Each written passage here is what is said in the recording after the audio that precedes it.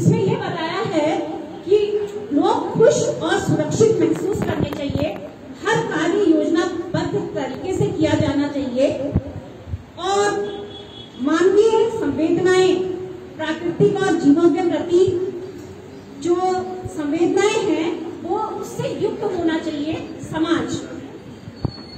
स्वच्छता ही सेवा है, ये भाव जो है ये व्यक्तियों में स्वतः ही स्फुटित हो, भाईचारे और बंधुत्व की भावना अंतर्निहित रहे तो अपराध और भ्रष्टाचार जो है स्वतः ही समाप्त हो जाता है। और प्रकृति को हम लोग अपनी माँ के रूप में देखें, जैसे हम माँ का श्रृंगार करते हैं ऐसे ही हम अपनी प्रकृति का श्रृंगार करें।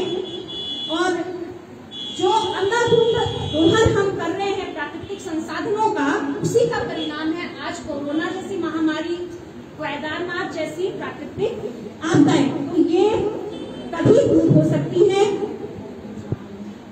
और इसके अतिरिक्त हर बच्चा, जो हमारी नई शिक्षा नीति में भी समाहित किया गया है, कौशल युक्त हो, हम ऐसी शिक्षा उसको प्रदान करें कि वो जब विद्यालय से निकले तो उसमें कोई ना कोई हुनर हो और वो आत्मनिर्भर बन सके। इसी के साथ मैंने इस कविता में ये भी मेंशन किया है कि किस तरीके से हमारा जो दृष्टिकोण हो वो वैज्ञानिक दृष्टिकोण हो। हम केवल अंधविश्वास के कारण किसी चीज को ना अपनाएं, हम उसके तर्क में जाएं, हम उसका कारण जानें, क्योंकि आप जानते हैं when and how of everything is science. Science क्या है? व्हेन एंड हाउ, कैसे और क्या। इसी तरीके से हम अपना जो वैज्ञानिक साइंटिफिकली हम पीक पे जाएं, लेकिन इसके साथ ही हम अपनी सांस्कृतिक विरासत को भी हम क्या करेंगे, संरक्षित, संवर्धित और संचालित करते रहेंगे। और अंतिम लक्ष्य जो हमारा होना चाहिए वो क्या होना चाहिए, विश्व बंधुत्व या विश्व शांति की भावना होना चाहिए। और शांति का उद्घोषक प्रत्येक व्यक्ति, कोई एक व्यक्ति ना होकर के प्रत्येक व्यक्ति होना चाहिए।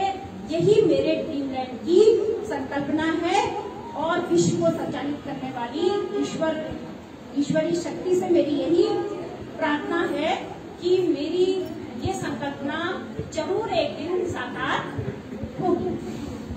तो my dreamland, in my dreams I often see a land where everything is well managed and planned. People live happily without any fear, with shining bright eyes, no place for tears.